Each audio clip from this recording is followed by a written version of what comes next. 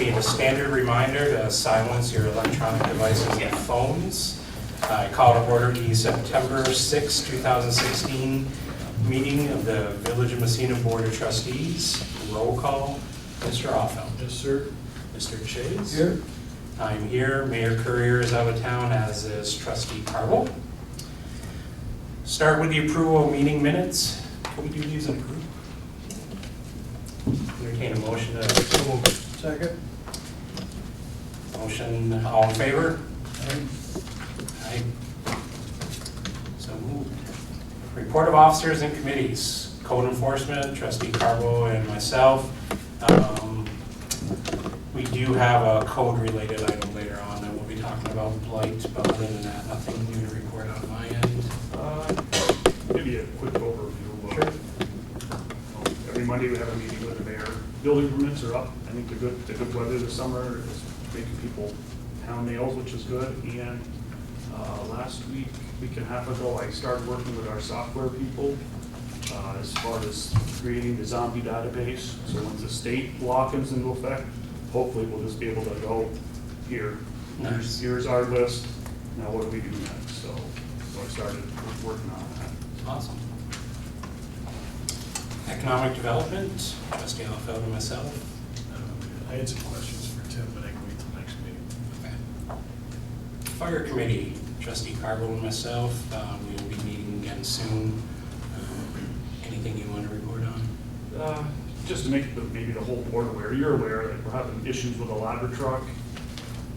It's in service, and the repair company has done wonders for us, but sometime September, they want it down in Queensbury, so the specialists from Pennsylvania can come up and go, because they're baffled, they don't know why it's doing what it's doing, so, but other than that, just normal stuff.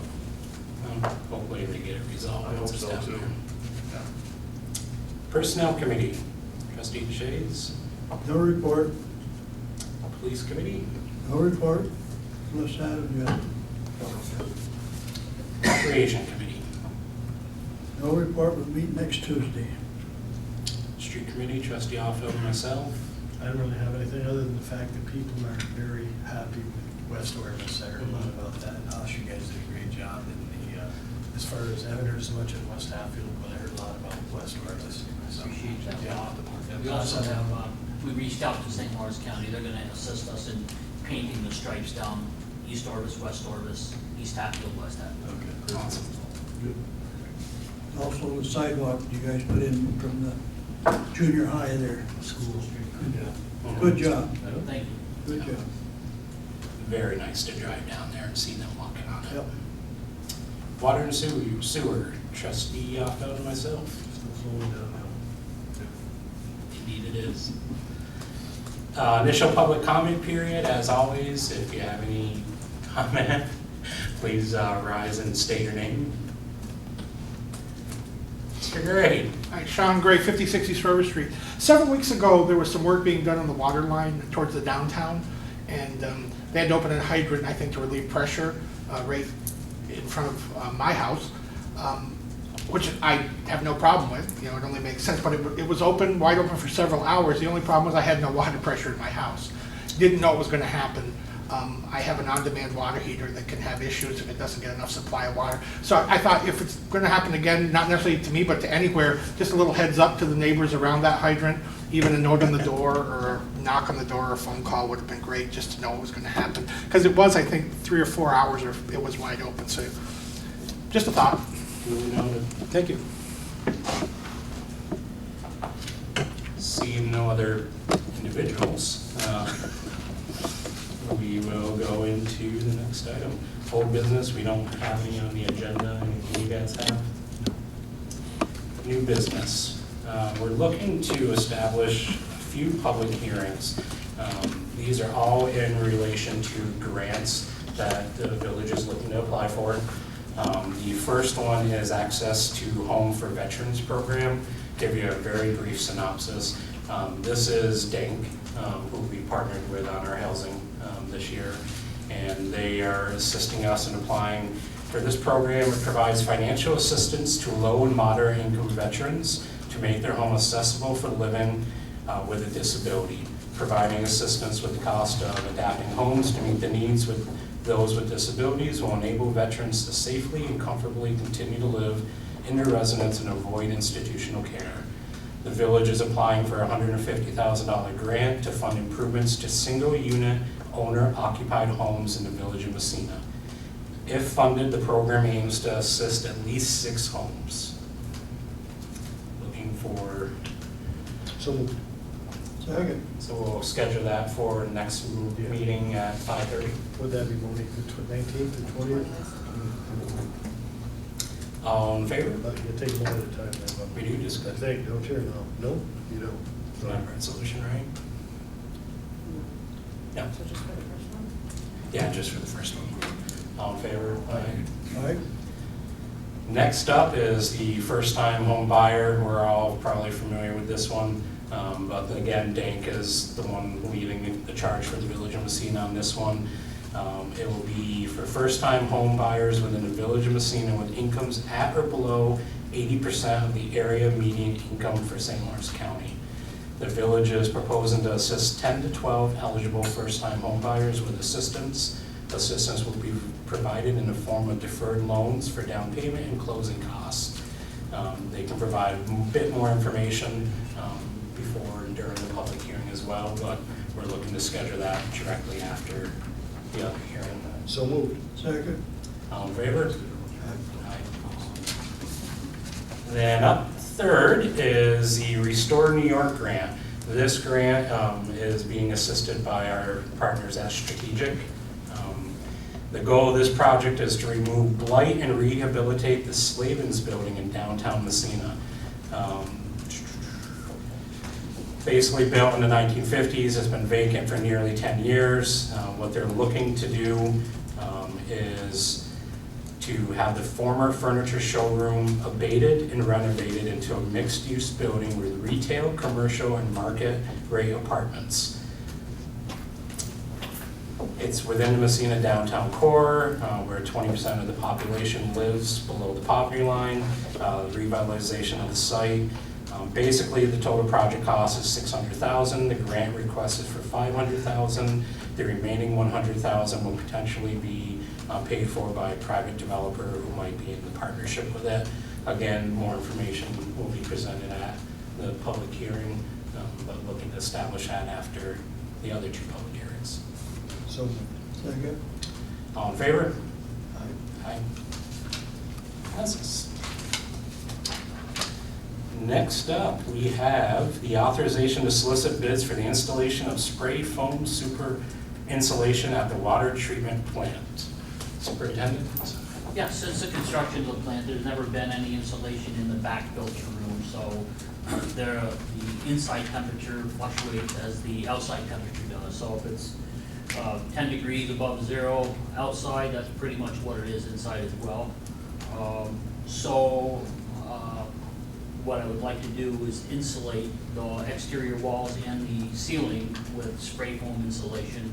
I've developed specs, I've sent them out, however, I've not established a bid date that they know of yet, so I would like to insulate that, so hopefully we can save some energy costs from here forward. And trustees, this is a budgeted item. It is budgeted, yes, I'm sorry, forgot to mention that. So moved. Second. All in favor? Aye. Passes. Next up, award bids. Superintendent. Yes, this was not pretty much a bid item for the Village of Messina. I did choose the method of piggyback, which is adopted by New York State back in 2012, I believe it is. And it's in regards to purchasing a dump truck cabin chassis as well as a plow, dump box, and controls. Both these items were budgeted in my budget. The piggyback method that we chose, we would like to purchase a Western Star, 2017 Western Star 4700. The low bid there, the low number was $91,595. I did budget $97,000 for that, so we're well below budget. And then the plow, and that goes to Tracy Road Equipment, and it's the Onondaga County contract 7823. And also the plow with wing and a dump box, and with that, with the standard controls, the budgeted amount of $78,000. That should go to Viking Surveys, again, on the Onondaga County contract, number 7823, and that bid came in at $60,821.72. I think the last time we purchased a truck with a plow was back in 2012. So moved. Second? All those in favor? Aye. Aye. Next up, F, authorization to donate surplus police vehicle to Town of Norfolk Police Department. Chief, do you want to summarize or say anything on Yes, this? just our old police vehicle that we no longer are utilizing with the new one we bought. They came to me and asked if we had any vehicles that they could utilize, and went to the mayor. And so our oldest vehicle, I recommended that could go to Norfolk Police Department for them to utilize. Their car that they're currently using is not safe to operate.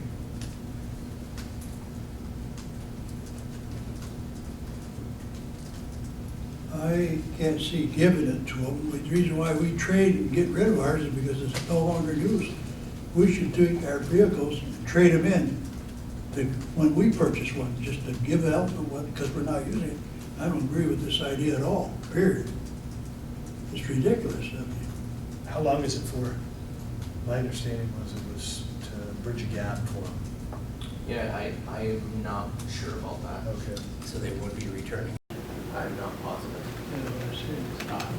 My suggestion would be to minimum table it, because I just have a question about a hold harmless agreement.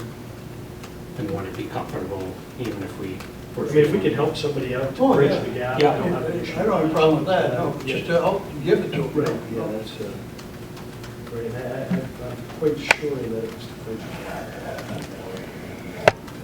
Let's just wait for the next meeting, it's the 20th, anyway, 2 weeks. Sound good? Good idea. Yep. Table them.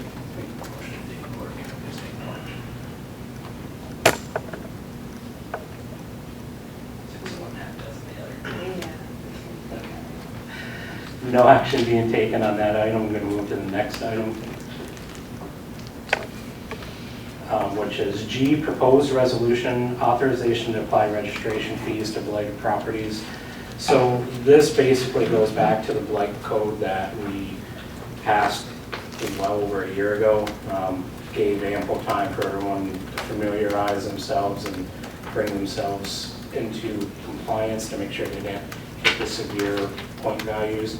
And basically, the folks over in code have done a wonderful job using the code to see who might be in violation. And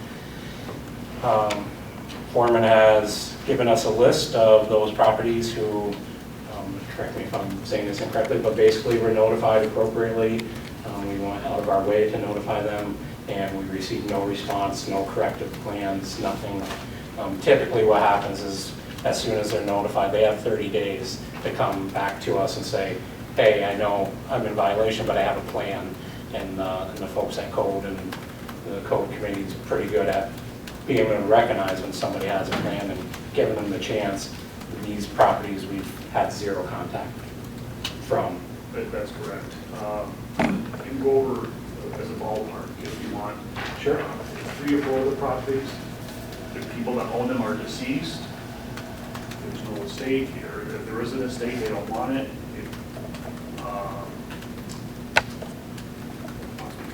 Some of them are bank owned, we don't know who the banks are. Some of them have just walked away.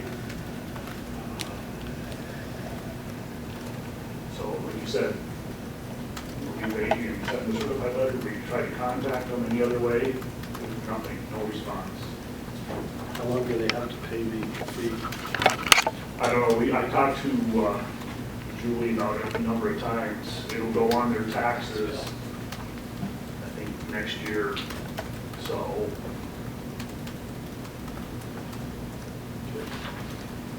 So moved. I couldn't abstain from this because I got thinking in the back of my mind, these people have paid and they're just letting it go downhill. How are we ever gonna get this money, this fine, the number, the dollar amounts you put on here? You can put it on your tax bill, but they're not paying to take it, your property up to code. They're just gonna ignore it. And prime example of that is the Slavin building, for crying out loud. And I looked at an addresses down through here, Briar Avenue. That's a pretty good part of town. MD after his name. It's a doctor, for crying out loud. That gentleman walked away, and we tried contacting him. This was many, many times before we initiated the blight code. Yeah. He had a playhouse that he left, and we removed it. Well, Haas's department did it because the PD was witnessing drug activity, so that was done last summer. This gentleman has walked away. He doesn't answer our phone calls, he doesn't respond to our letters. So I think this property you're talking of is in a bank's hand, we just don't know what bank. Maybe when this zombie stuff kicks in, we'll know who these banks are and say, here you go, it's your turn to fix the problem. So trustees, just a point of clarification, the local law that we passed back when we did the blight code actually already calls for the assessment of these fees. What we are doing is basically accepting these into record, that this is the list that is being assessed. So the fees are actually being assessed, and Attorney McCardle weighed in on this because we were wondering if we needed to do this at all. That the fee is actually assessed as a result of the local law that we passed with the blight code. The law says anyone that doesn't respond within their 30 days, or no response at all, will automatically have the fee assessed. This is accepting in the record that these are the ones that code has notified us of. I don't know if that helps. I think it's a good deal. I think it's a good idea. Huh? I think it's a good idea to go ahead and. Well, let's try it. Good luck. So I'm going to second the motion. It's a resolution, poll individually, trustee Oppenaldi, trustee DeShays. No. I'm an aye. That doesn't pass, correct? So the notification doesn't enter into record. However, the local law does call for the assessment of the fees.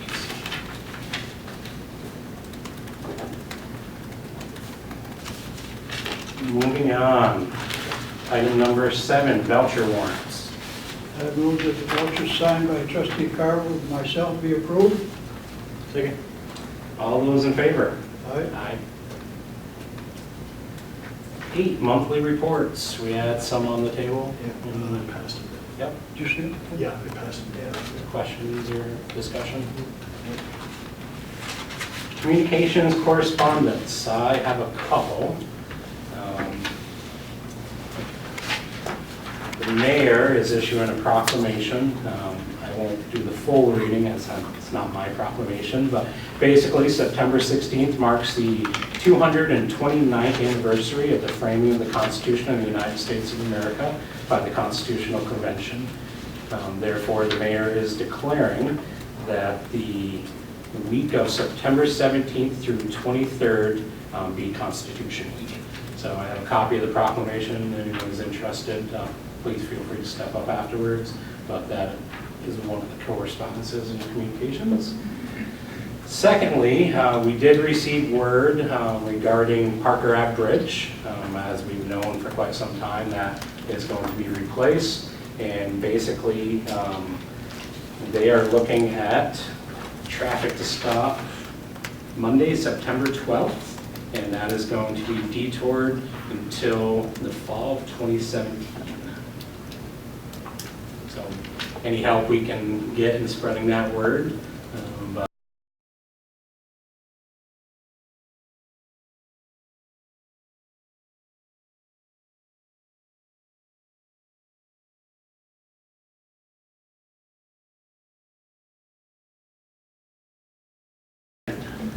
Mr. Gray. The list of blighted properties, are any of them current on their taxes? Cannot answer that.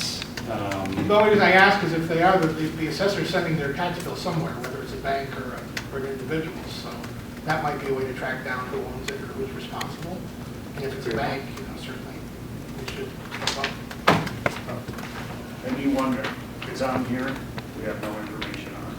We've tried the county, we've tried water department, we've tried everybody. It's a great idea. I will say they are amazing at their detective work.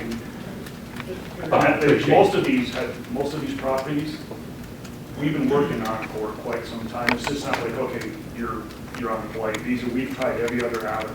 Mhm. So, So will the county foreclose on them and put them in the tax sale? do you think? Some of them potentially. I think there's a few on the tax sale next week, so I don't know how that's gonna lay out. But Well, this is an assumption only on my part, but if someone was to buy it, they're probably gonna be a more proactive owner and will likely be seeking out with a plan, Yeah. which is all we were looking for. We weren't looking for overnight magic, we were looking for a plan. Seeing no other, I have a couple questions. yeah, The Parker Avenue Bridge, is that just the traffic over the bridge that's going to be closed, or is the underpass also going to be closed? great question. I'm assuming the underpass as well. Both? Okay. Yeah, safety-wise, it would make sense. And with the blight vote, what exactly was voted down there? Because you said that the local law still calls for the assessment, but what would have happened there if that would have passed, and what happens now?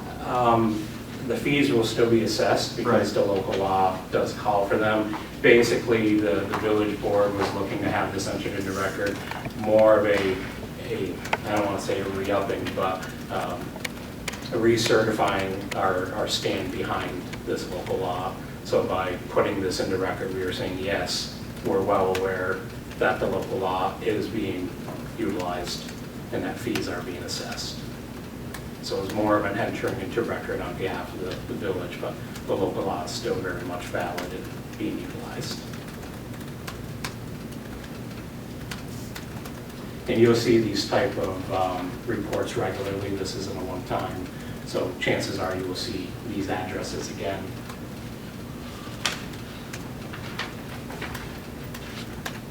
Just a one-time fee? It's annual. And they can always approach code and the code committee with a plan for getting out. Keep in mind, to get to the point value needed for this level of fee assessment, you're talking about a severely blighted property. These aren't just people who, have a roof that's seen better days and just haven't had the ability or finances to replace it. That is not at all what these are. These are issues that are safety, public hazard, multiple blight issues. They're in bad shape.